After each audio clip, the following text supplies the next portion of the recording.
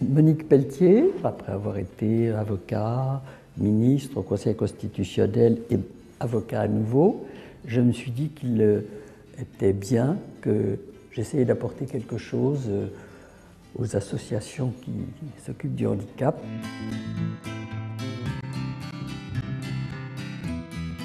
J'ai un mari très handicapé depuis 32 ans, ce qui a changé mon regard sur la vie et ma manière de vivre. Au fond, si on ne fait rien, les personnes handicapées, elles vont continuer d'être exclues de la vie culturelle, de la vie sportive, de la vie économique, de la vie professionnelle, de la vie scolaire, de la vie tout court.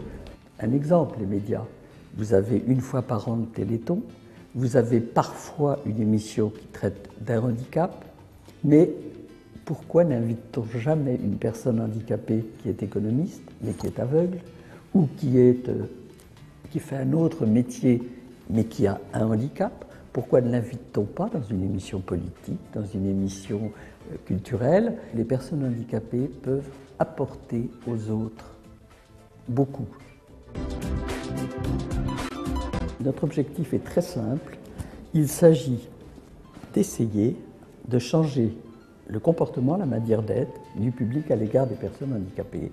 Notre problème, c'est que nous ne disons pas et nous ne pouvons pas dire aidez-nous à faire opérer les enfants au Cambodge ou aidez-nous à faire des lits de parents à côté de ceux des enfants. Nous, c'est plus abstrait. C'est de la communication pour changer.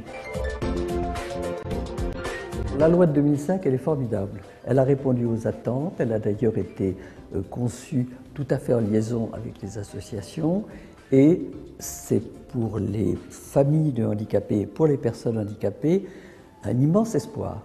Bon, on traite le handicapé comme une personne et non plus comme un dossier. En 2015, tous les bâtiments qui reçoivent du public devraient être accessibles.